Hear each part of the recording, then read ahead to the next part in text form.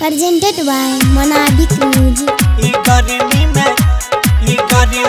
Singing by Gaurav Thakur.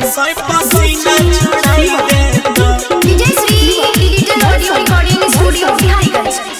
गर्मी में बियाह कर लेगे छौरी सोई पसीना छोड़ाई देता।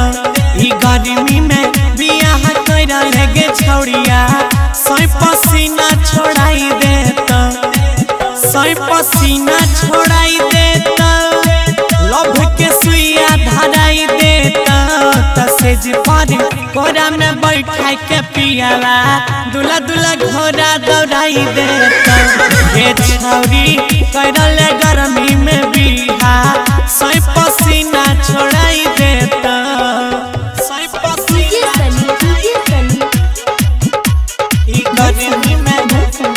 गर्मी में सोई पसीना छोड़ाई देता। DJ Sri Digital Audio Recording Studio Bihariganj.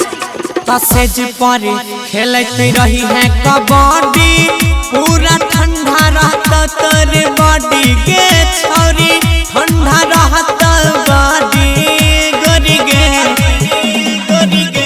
तसेज पर खेलत रही है कबड्डी, पूरा ठंडा रखता तर बॉडी गे डार्लिंग चुसल तो हड्डी हड्डी गोरी गे।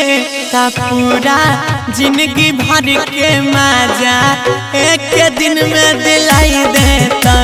ये छौरी करल गर्मी में बिहा सोई पसीना छोड़ाई देता। सोई पसीना छोड़ाई गर्मी में सोई पसीना छोड़ाई देता। DJ Sri Digital Audio Recording Studio Bihariganj. भीतर जैतो सै वाला दाबा हेला कर दे तो कूलर के हवा गे छौड़ी हेला है तो सब हवा ले गए। भीतर जैतो सै वाला दाबा हेला कर दे तो कूलर के हवा गे रानी हेला है तो सब हवा सुन ले। प्यार के खेला में गौरव आ जाए तोरा रोजे हराई देता।